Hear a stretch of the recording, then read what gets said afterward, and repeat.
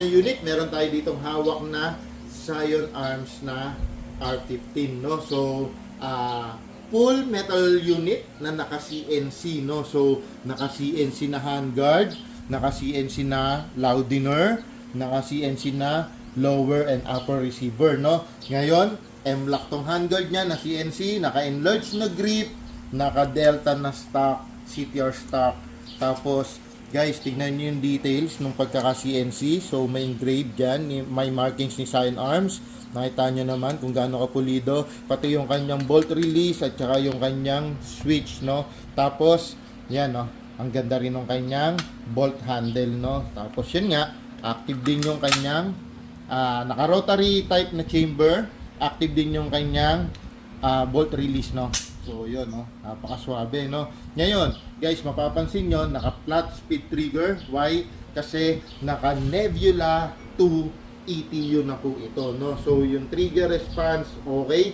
Programmable siya. Pwede kang mag-single round burst, 2 round burst, 3 round burst, hanggang 5 round burst. Pwede rin yung binary. Yung pag pinutok mo, binitawan mo, puputok, no? So, kinalabit mo, puputok. Pag binitawan mo yung trigger, puputok pa rin, no? So, yun, may mga ganong configuration.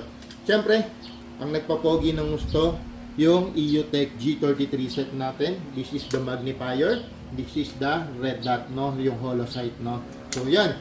Testingin natin. Ang kasama niya ay 140 rounder na mid-cap magazine, no? So, ngayon, yan. Snappy, no? So, wala na siyang kamutan kasi mid-cap siya, no? Try natin yung trigger response. Single.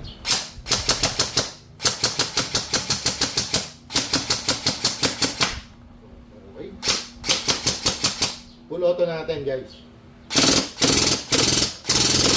Grabe, parang laser. Full auto, didinan ko ha. Yun. So, yun. Nawala na siya ng BBs, kaya ganon. So, eject natin.